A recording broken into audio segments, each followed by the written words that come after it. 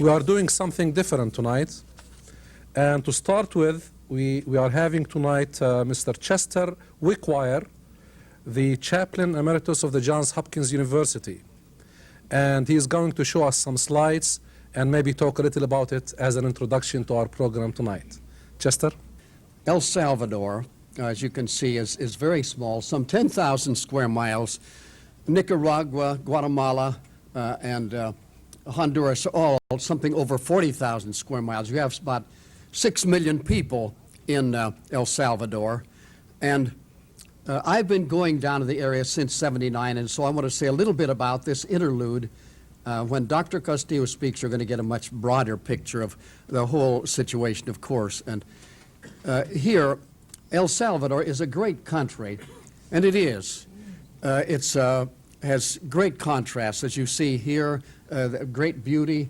You see the volcanoes, and looking down under the city of El Salvador, this is from the Devil's Gate. It's not a particularly good picture, but nevertheless it gives you a bit of an idea about El Salvador, the savior situated there in the valley. Now, the military occupied the National University of El Salvador. Dr. Fabio Castillo, as you all know, is the rector of the National University of El Salvador. And in 1980 to 84 was one of the occupations. The institution was occupied many times, and this is the way it looked when the military had it. And one of the things that Dr. Castillo's had to do is to pick up the pieces of what's happened, not only the occupation of 80 to 84, but 89 and so on. Here, the military occupation. This gives you an idea of what the military did when it sacked, vandalized. This is the library, and other buildings on the campus that we can go through quickly. I think this is from the dentistry building, but it gives you some idea of the savagery with which the military of El Salvador attacked the university. And here again, more of the devastation, the economics building, others the dentistry buildings, other buildings. And during this time of exile of the university, from 80 to 84, what they attempted to do was to run classes anywhere they could in the city. Can you hear me all right? And this is a class that's going on with the then rector. They had to have the rectoria had to be in this particular spot, the administrative offices in what was the cafeteria. Now, when the students came back in 84 afterward, one of the things that they were very concerned about was forced recruitment. Here, no to forced recruitment. This is something when young men dragged off of buses, taken out of theaters and the like, so that you had the tremendous pressure on the young. And so they involved themselves, of course, along with the obreros, the workers, and the campesinos, the farmers, in things like this, in occupying the main cathedral, which was occupied, of course, many times. And here you see what the students are saying in a march. Repression against the community university is neither humanism nor is it democracy. So the university was always on the little end of things. Now, one of the other issues that has been very significant has been the refugees. And when you went down early 79, 80, and the early 80s, you went to the refugee camps, the camps of displaced persons. You saw things like this. The many children, and there still are many orphans, here others in various camps. One of the facts that's been, I think, promising is that here you're seeing all over the country, when you come in from the airport now, you see these signs. The child has a right to protection, especially from the family and to the state and in society. So you're beginning to get more of a concern for the children. Now, one of the tasks of the National University and Dr. Fabio Castillo is to try to do something in terms of education and being helpful to the ex-combatants, like the military here that you see, or here, and of the FMLN, the resistance. Here you see some of these people, and look at the ages of these young people that you might run into if you went out into the country, because the FMLN, the guerrillas, did control about a third of the country, especially in the north, Morazan, Cabañas, and so on. Here are some of them that you might meet that resisted and very forcefully. Now, the embassy, again, also played, our embassy, a significant role. And here you see the embassy as a kind of fortress. Here is something of the poverty that one would run into, and you still find the poverty very great in the country.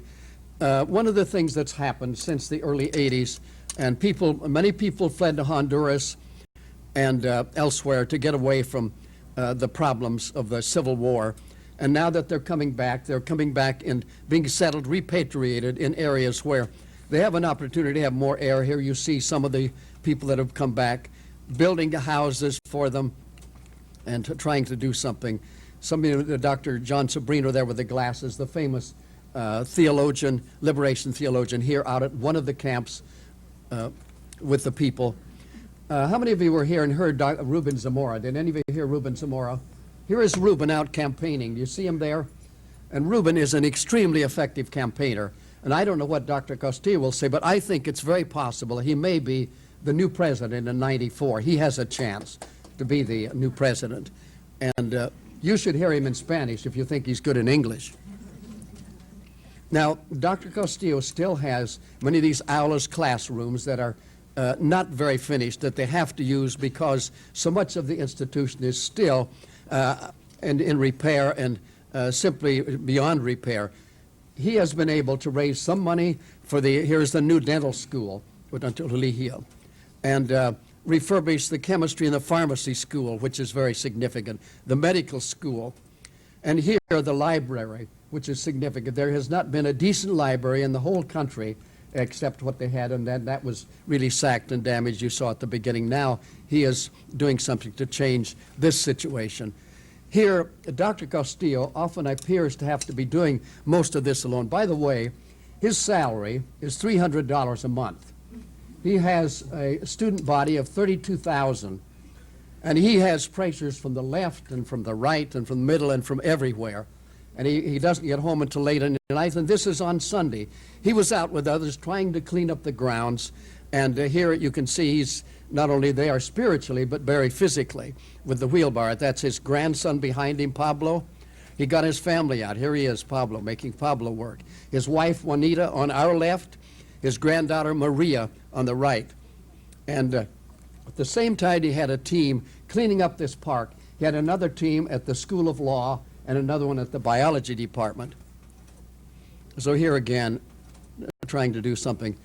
Now, the day before I left, this is in February, I was just down there the last time, they had a discussion of the challenges, or rather the capacity of the universities of El Salvador to respond to the challenges of development and of peace and of democracy. Now, the main speech was given by Dr. Castillo. You see him there.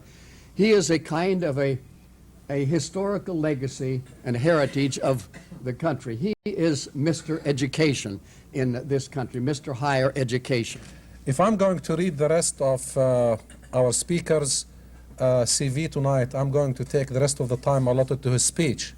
So I will just mention some few comments. He is a world-renowned educator and statesman.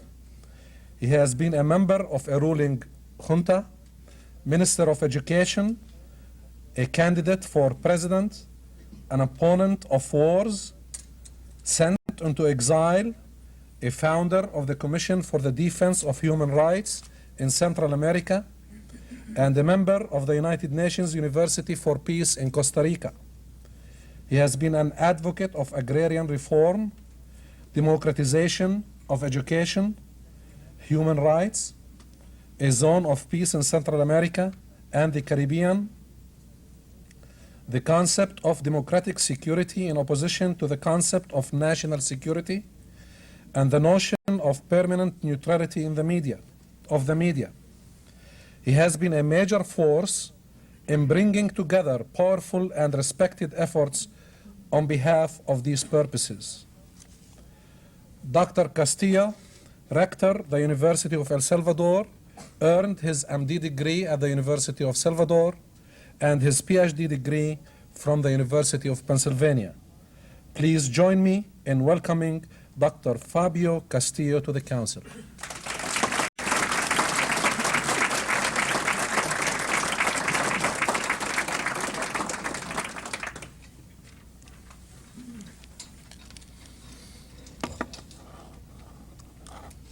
Thank you very much.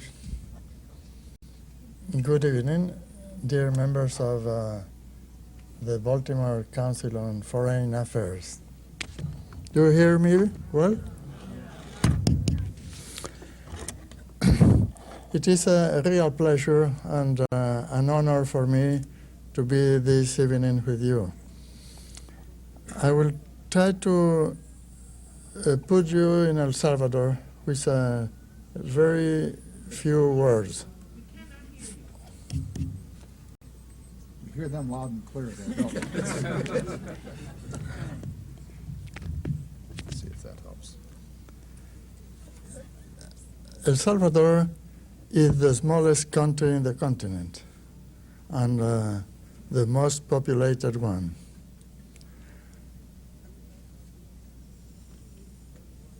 We have not been very wise people, or at least the ruling class has not been very wise.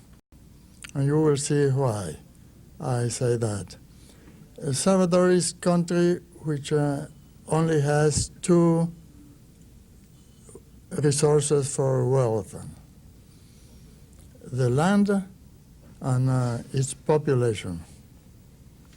We have destroyed the land and we have kept the population illiterate. That's why El Salvador is a poor country at this time, but it could be and it can be a rich country if we educate our people. In 1890, we had 65 to 70% illiteracy, when the country had only 400,000 inhabitants above 12 years of age. 1 century later, in 1990, we have still 65 to 70% illiteracy. And that is not due to the fact that we do not have resources. It's something that the ruling class thought that it was convenient for them. The landowners thought that to have illiterate people was better because they will have cheap labor. The university was founded in 1841. So we are more than 150 years old. But it has been a very backward university. By 1870, there were a group of people, among them my grandfather, who founded the School of Sciences and Letters. 9 years later, when my grandfather died, the school was suppressed. So a 19th century university did not have a study on philosophy, history, anthropology, physics, mathematics, astronomy, nothing. And that was the reason why the university could not fulfill the important role of training teachers for the school.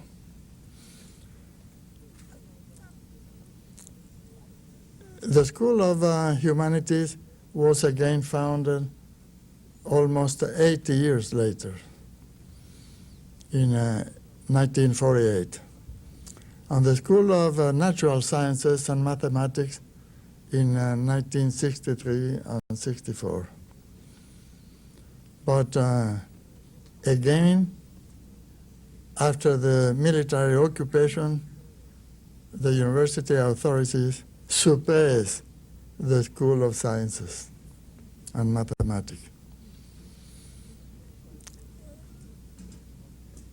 As soon as I took office, one of the first things I did was to begin to reestablish the library and establish the school of natural sciences and mathematics. But we have had a great opposition for that.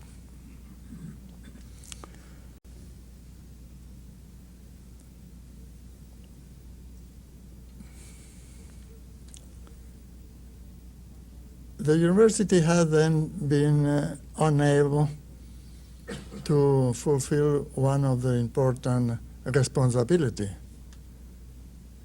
It should have had since last century. It was the Minister of Education who established in 1952 the school to train a teacher for secondary school. Now the great task of the university is to work toward the change of the educational pattern of El Salvador. We have not only turned our people literate, we have to educate the Salvadorian society, the Salvadorian people, and make them have a scientific attitude. That doesn't mean that we want everybody to be a researcher, but everybody can be a scientist. Even the campesinos in the field can be a real scientist.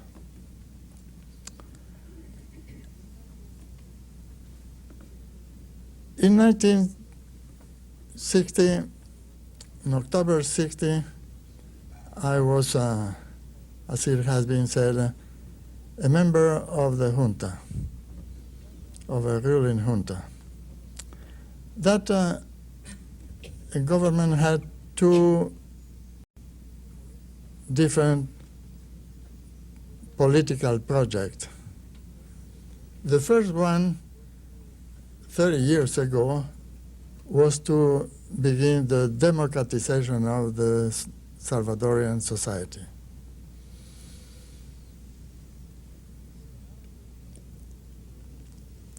We announced that project, and the first thing we should have is free and democratic election. The United States ambassador, Mr. Caligari, left the country when the junta was appointed.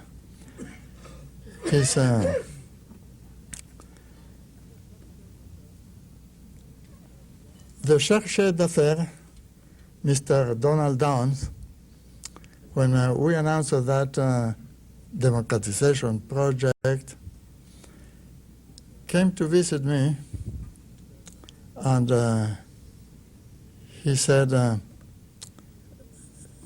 Mr. Castillo, we worry about your project.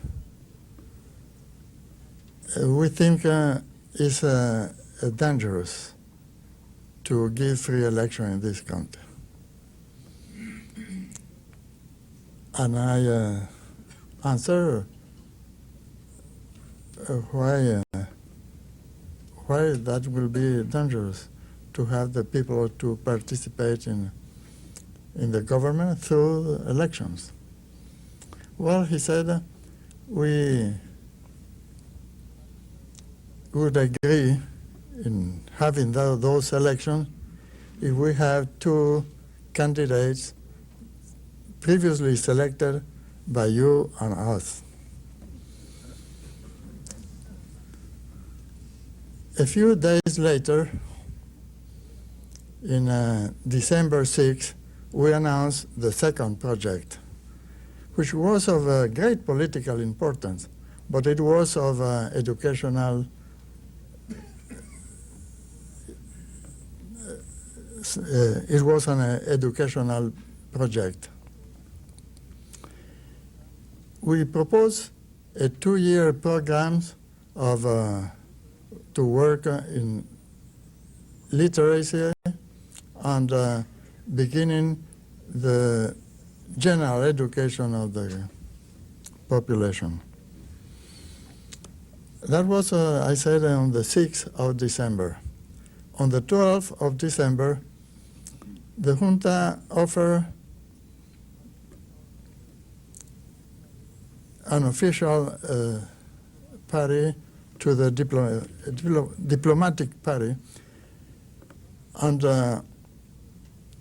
Mr. Donald Downs came again to me, and he said, Mr. Castillo, we wonder if you are talking seriously when you speak and you propose to educate the Salvadorian population. Said, yes, we are talking seriously. But don't you understand, he added, that the educated people will ask for bread and better living condition? I said, yes, that will be good if the Salvadorian people ask for two things that have been denied to them, education and better living condition. He did not answer to that. He just said, well, you are crazy, and left the party.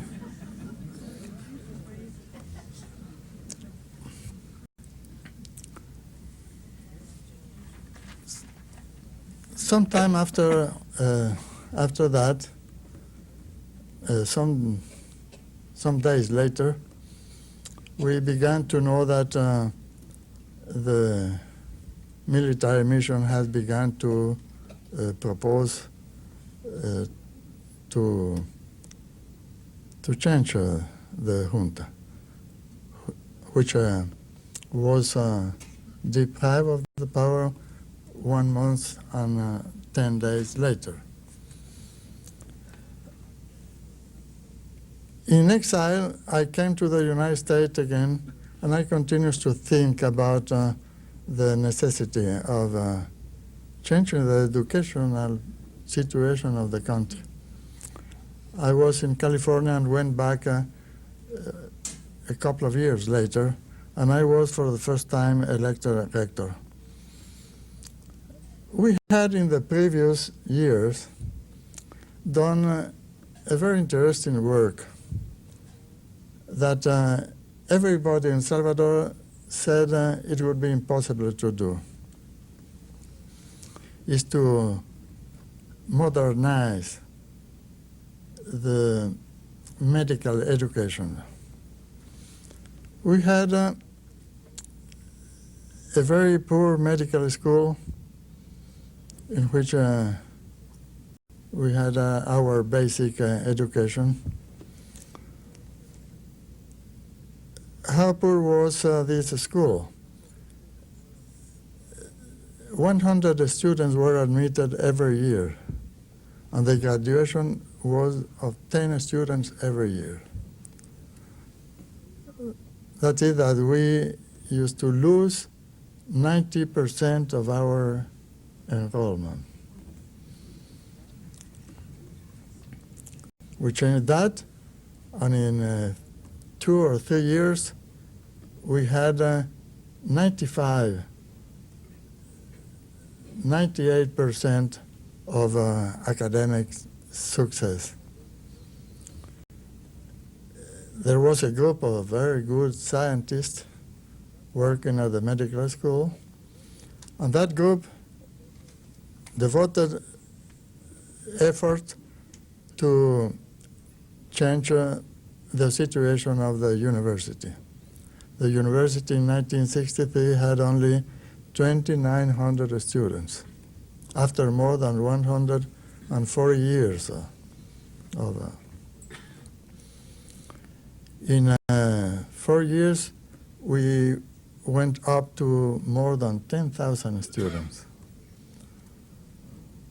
We founded several schools, the School of Natural Science and Mathematics, and the School of Education, which is now being change again and develop, because we think that at this time the most important task of the university is to train teachers for all educational level in the country, from the basic level to the primary and secondary school, naturally for the higher education. But in the 1960s, as you could see, the university began not only to criticize the government and criticize what was happening in the country, but began to make contribution for the political and educational reform in the country. When we proposed the democratization in 1960 on the educational project. In 1972, the military occupied the university and sent us to exile. I have been in Costa Rica for almost 20 years after that, which is a great part of the life, a very important part of the life. But we continue to think about the educational problem. We study the problems in Central America, in Costa Rica, and so on.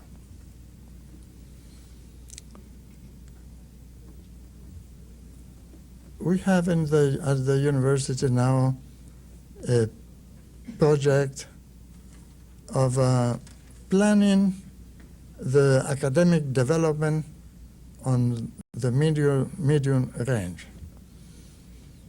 That is for 6 to 8 years. And then make a planning for the following 20 years, together with the Minister of Education. And next week, we are presenting to the Minister the proposal for this planning and for the program growth of the university budget.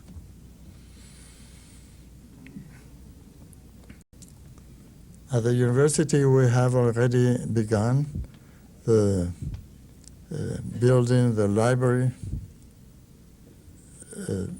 creating new careers, training professor, because the worst thing that happened to the university was not the earthquake, which destroyed about 60% of the infrastructure. The worst thing that happened was the loss of most of the faculty. The faculty which has been trained during the 1960s.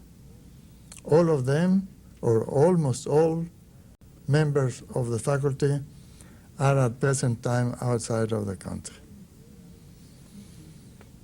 Or if they are in the country, they are working with other universities and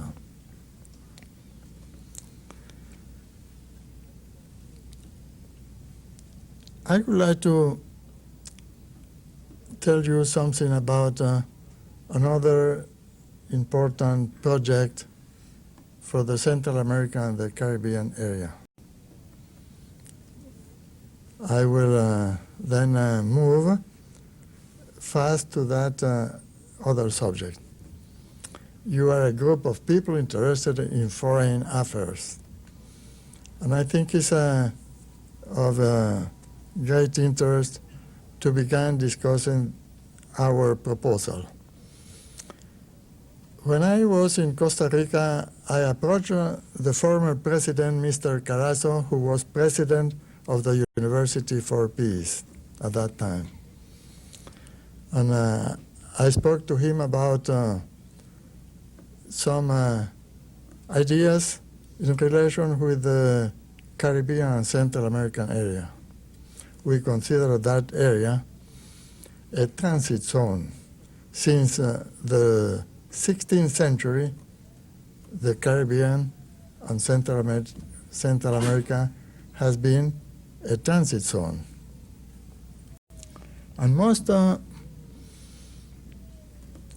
world powers became, since that time, interested to guarantee the security of their commerce in the area. England, the United States, Spain, first Spain, then England, and in the 19th century, the United States. The interest for the area as a transit zone has grown every century, and in this century from decade to decade. ¿Cómo se dice? ¿Década? Decade. Yeah? Okay. Decade. But the different world powers believe they have the right to the security of their communication goods. And we think also that mankind has had that right in all ages, in all places of the world. The right to the security of the communication line. But that has produced some form of relation between those world powers and the nation of the area.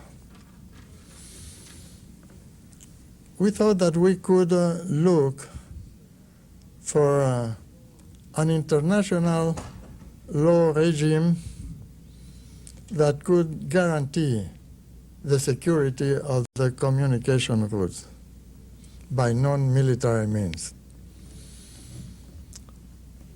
We ended thinking that the declaration of a peace zone in the area could be that international regime.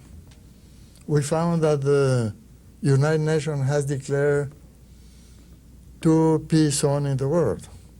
In 1971, the Indian Ocean.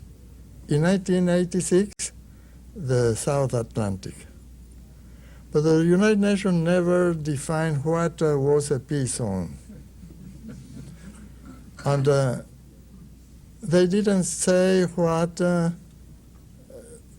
were the obligation and the rights of the states within the zone or from outside the zone. They did not define geographically the zone.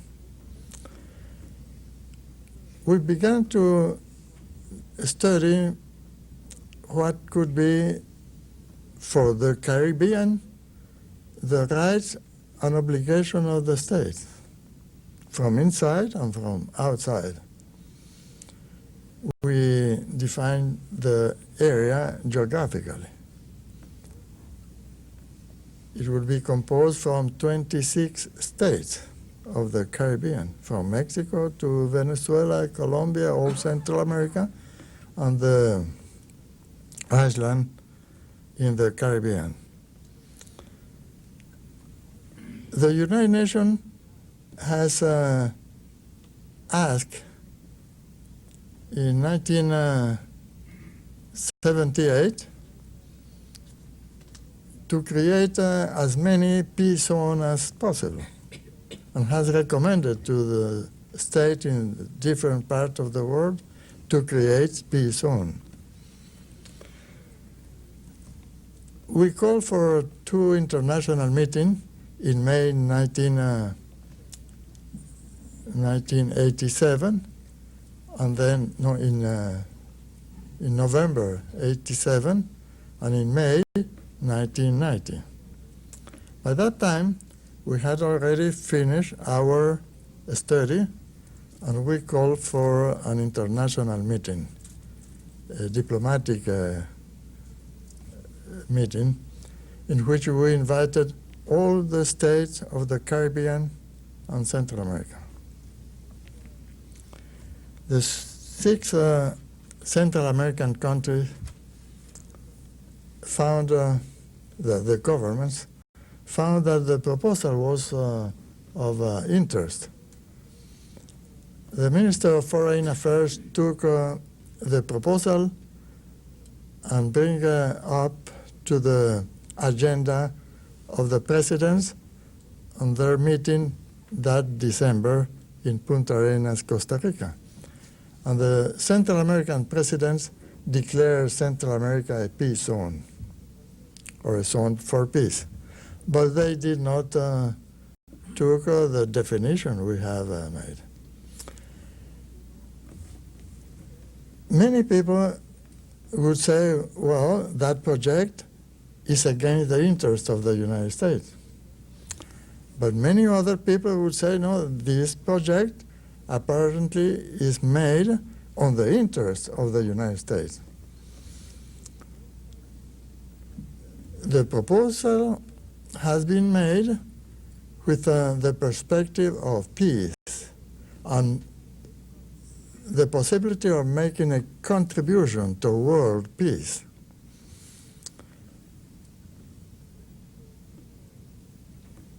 The peace zone begin to recognize the right of all states in the world to have a secure transit through the zone. The 26 states, by signing the treaty project we have presented, will guarantee by non-military means the security of the communication routes. But on the second place, we would need to suppress all military bases in the area, because in a peace zone we cannot have that. That's why where some people believe that it might be against the United States interest, but it's not. There is something that must be studied from now on until the treaty is signed. Third, there cannot be military maneuvers within the zone by the state of the area. All the states in the area will have the obligation of a peaceful solution of all conflicts.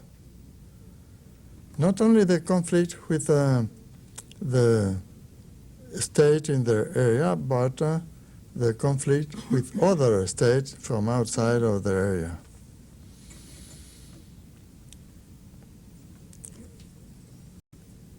This is the first time we have give this information to a United States audience. In Chicago, the DePaul University, in Bridgeport, the Sacred Heart University. But we think that this is an important task for the future. We must continue the study, and we have to study the relationship between the establishment of the peace zone and the national security of the United States, and the security of any other state in the area or outside of the area. We have to develop the thesis of the democratic security, which is a new concept which first was mentioned by the South American Commission for Peace. We have to work out a theory around the permanent neutrality of the routes, not neutrality of the state. The state will not have the obligation of being neutral in any conflict. They cannot try to solve the conflict by military means. But they are not forced to be neutral. The neutrality, the permanent neutrality in time of peace or war is for the communication routes. Finally, we have to do the most important job, is to bring up to discussion in the Central America and the Caribbean area first, in the academic world, and bring also the subject to the United States. And that is what I am trying to do now. So I think I will be open for any question, and if I can, I will be glad to answer it. Thank you. For the cameras, I'll repeat the question. It was, the reference was to caravans, that is, groups of people bringing medical supplies and other supplies to El Salvador, and the question is, do they do any good? Sure, absolutely.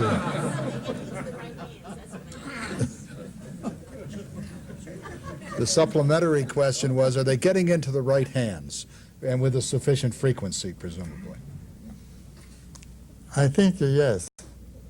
At this time, you know that in El Salvador, the peace agreement signed on 16 of January last year has created a new situation, and people are cooperating. Sometimes the military are still trying to keep their authority, but now the civilian society is taking more and more authority. Thanks, I feel much better. The observation was that at least one military official of the United States has recommended the wisdom of having a regional security force which could deal with insurgencies and drug problems. The question is, given your presentation, would you comment on that recommendation? In the peace zone proposal, we consider the international police to deal with that problem of drugs, because we do not want to have a security of the commerce inside the zone and be taken advantage of that for the commerce of drugs. But to have the international police or military forces. No, ¿No? él estaba hablando de que todos los países de América Central formen un grupo, un militar general para el Centroamérica. Militar? Sí. Yes? Mm-hmm. That's what I understood. Sí. Mm-hmm. Well, Pero no seguridad. in 1972, well, before that, 1964, the Central American countries signed a treaty for security. That was a military treaty. And in 1972, some steps were taken to have a Central American army. Fortunately, this failed, and as I can see, there is some idea of establishing that project. As I said, it is well to establish an international police in a peace zone that will keep the illegal commerce out, but it won't be a good thing to have a military Central American or Caribbean body. that will be refused by the different countries of the area. Would you comment on the insurgency aspect of the question? Yeah, the 64 and the 72 proposals were precisely the insurgency problem. But let me think. The idea was, and probably is at this time also, to intervene one country in another whenever a government is in a difficult situation. This is not accepted and will not. Why? Because we have to respect something that has been established in international law, the non-intervention of internal affairs of one state by other states. Is your question the degree of cooperation among Central Is it going to be American in universities? education as much as in the commerce? Yeah. They're going to be The example given was that there is cooperation in the commercial level among the countries of Central America. The question is there a similar level of cooperation among the universities of the region? The cooperation among the university was the first integration project in Central America. The university began an integration work in 1948, many years before the common market began to be established. We continue to, and we have a good organization, the Central American University Council.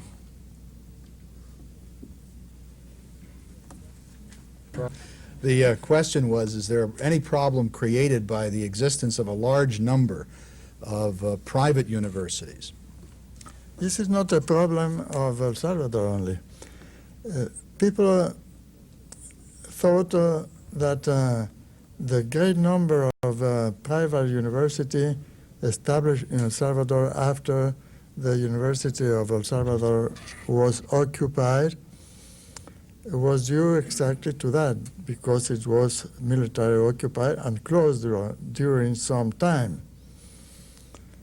But now you can find private university everywhere. A great number of them in Costa Rica. In El Salvador there are 40. In Costa Rica there are now 14 and 6 more are being established now. So it's due to some other reason that I don't know exactly which is the reason, but it's a good business. That is probably one of the reasons, not the only reason. In Costa Rica there are many, as I said, 14, and 6 are being established at the present time. In Guatemala also. In Nicaragua there are no private universities yet, but because of the political conditions. The question is there a timetable or plan for the reduction of illiteracy within the country?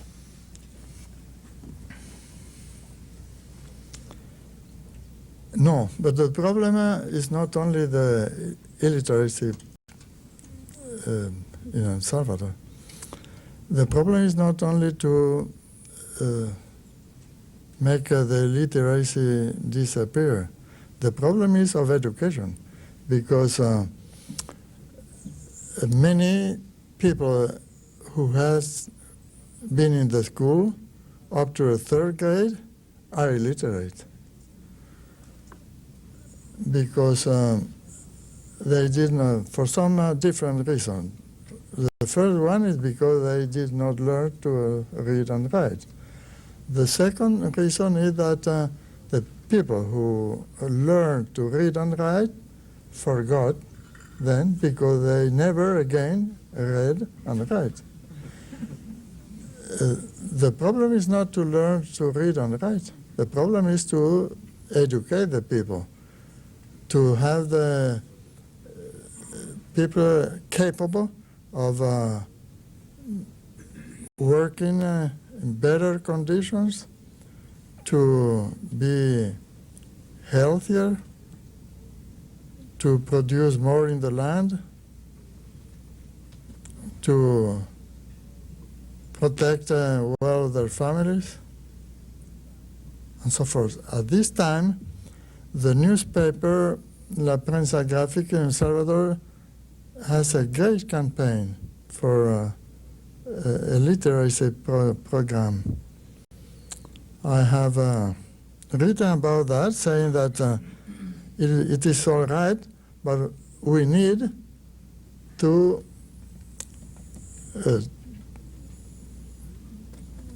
proceed with a higher level of education. You know that in 1959, in Madrid, there was a meeting about to discuss about ways to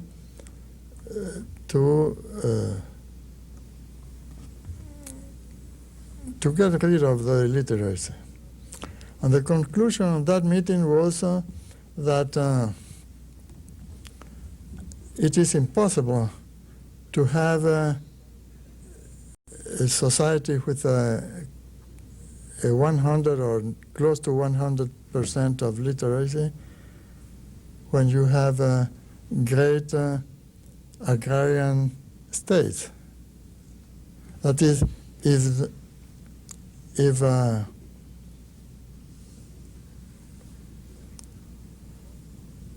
it is impossible to get rid of illiteracy without making a very profound agrarian reform. And that has proven true. Even in some countries, in which developed countries, in the area where there are great agrarian states, the illiteracy is high on those areas. And why this is true? Because the poor land worker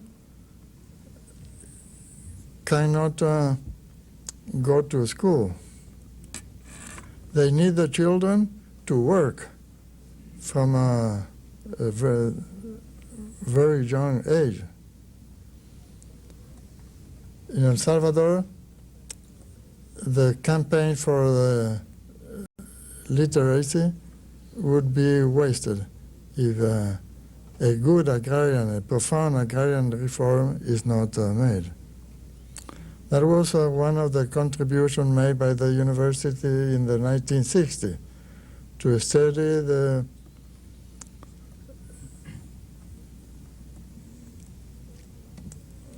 the land property system and propose an agrarian reform, which has not been made yet. It was in 1982-83, the Christian Democrat government made an agrarian reform, but not with the purpose of developing the country. Are public health problems integrated into the curriculum in your university? And the second part was, is there a school of public health within the university? Certainly, the public health component in the curriculum is very, very strong. And also, there is no school of public health, but much work is done by the students in the public health field. We had previously a strong department of public health at the medical school.